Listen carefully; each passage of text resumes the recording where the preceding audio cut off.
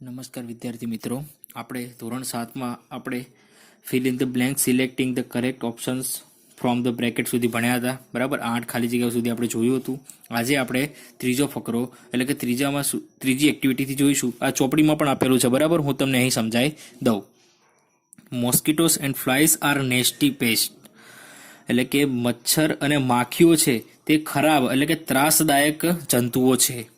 તે spread malaria, cholera and typhoid, તેઓ spread એટલે ફેલાવવું, તેઓ મેલેરિયા, કોલેરા અને ટાઇફોઇડ ફેલાવે છે. We have swarms of flies and mosquitoes in monsoon and winter. We have swarms of flies and mosquitoes in monsoon and winter. આપણે ત્યાં શિયાળામાં અને ચોમાસામાં મચ્છરોના અને માખીઓના મોટા મોટા ટોળાઓ હોય છે. વી ટ્રાય ટુ કિલ ધેમ, આપણે તેમને મારવાનો પ્રયત્ન કરીએ છીએ.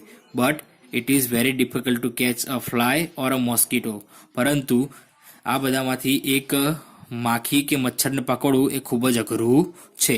સો we become the victims of their bites, તેથી આપણે તેમના બટકાનો ભોગ બનીએ છીએ. વિક્ટિમ્સ એટલે ભોગ બનવો. We use many insecticides, we use many insecticides, we use many insecticide એટલે કે આપણે ઘણી બધી જંતુનાશક દવાઓનો ઉપયોગ કરીએ છીએ. But they are not much effective, પરંતુ તેઓ એટલી બધી અસરકારક હોતી નથી. બરાબર, એના ઉપરથી આપણે અત્યારે ટ્રુ ફોલ્સ જોઈશું. તો લખવાનું રાઇટ ટ્રુ ઓર ફોલ્સમાં. Honey bees spread malaria, honey bees spread malaria, તો શું આવશે? ટ્રુ. હા, તો સાચું. It is easy to catch and kill a mosquito, એટલે કે મચ્છરને પકડીને મારવું એ સહેલું છે. તો શું આવશે? ફોલ્સ, કારણ કે ખૂબ જ અઘરું છે.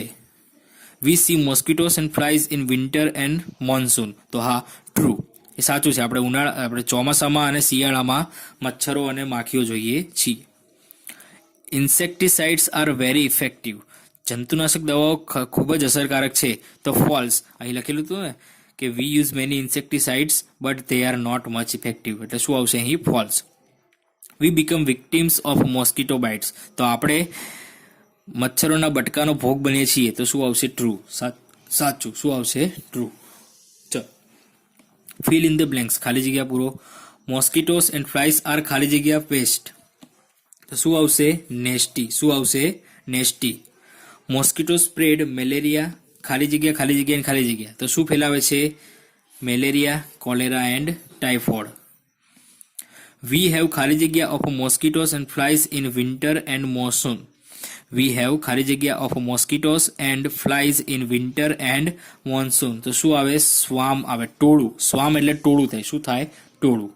ચલો, વી બીકમ ખાલી જગ્યા ઓફ મોસ્કિટો બાઇટ્સ, આપણે શેના ભોગ બનીએ છીએ? મોસ્કિટો બાઇટ એટલે કે માખીઓના, મચ્છરોના બટકાનો, તો શું આવે? વિક્ટિમ્સ આવશે. શું આવશે? વિક્ટિમ્સ. પાંચમું, વી યુઝ મેની ખાલી જગ્યા but they are not effective, તો શું આવશે? ઇન્સેક્ટિસાઇડ્સ એટલે કે જંતુનાશક દવાઓ. શું થાય? જંતુનાશક દવાઓ. ચલો, હવે આપણે ચોથું જોઈએ. Complete the dialogue using the words given in the bracket. Dialogue પૂર્ણ કરવાનો છે.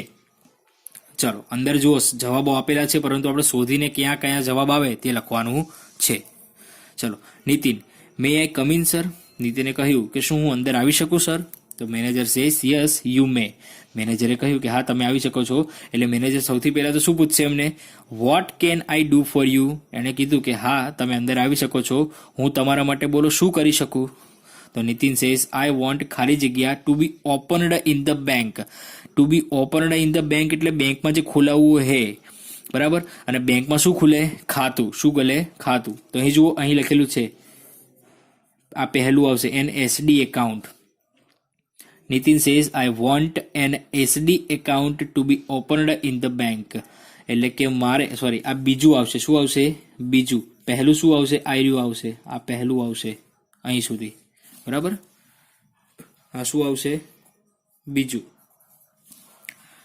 કે I want an SD account to be opened in the bank, મારે આ બેંકમાં એસડી એકાઉન્ટ ખોલાવવું છે, એસડી ખાતું ખોલાવવું છે.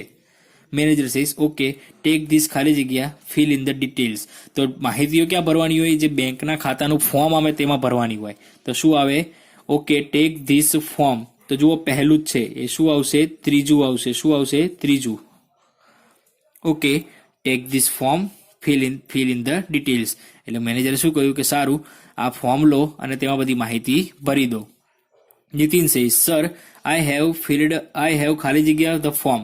એટલે ફોર્મ આપ્યું અને ભરી દીધું, બરાબર. તો શું આવશે? Field up. જો અહીં રહ્યું, આ આવશે ચોથું. I have field up the form. કે નીતિને કહ્યું સર, મેં ફોર્મ ભરી દીધું છે. મેનેજર સેઝ નાઉ ખાલી જગ્યા એન્ડ સાઇન ઇટ. એટલે ફોર્મમાં એક ફોટો ચોંટાડવા માટે હોય હંમેશા. તો શું આવશે? આ રહ્યું જુઓ, આ શું આવશે? પાંચમું. શું આવશે? પાંચમું. Paste your photograph and sign it. મેનેજરે શું કહ્યું કે હવે તમે તમારો ફોટો લગાવી દો તેમાં અને નીચે સાઇન કરી દો, તમારી સહી કરી દો. નીતિને કહ્યું હિયર ઇટ ઇઝ. નીતિને કહ્યું કે હાલો થઈ ગયું.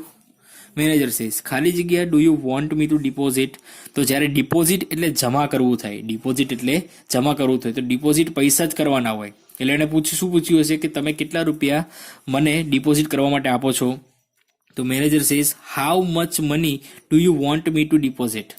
હાઉ મચ મની, આ શું આવશે? છઠ્ઠું આવશે. શું આવશે? છઠ્ઠું. કે કેટલા રૂપિયા તમે મને ડિપોઝિટ કરવા એટલે કે જમા કરવા માટે આપો છો? તો પૈસા પૂછે એટલે નીતિન પૈસા જ કહેવાનો કેટલા, એટલે આઈ રહ્યું સાતમું. આ ક્યાં આવશે? સાતમું. તો નીતિન સેઝ 1000 રૂપીસ, 1000 રૂપિયા.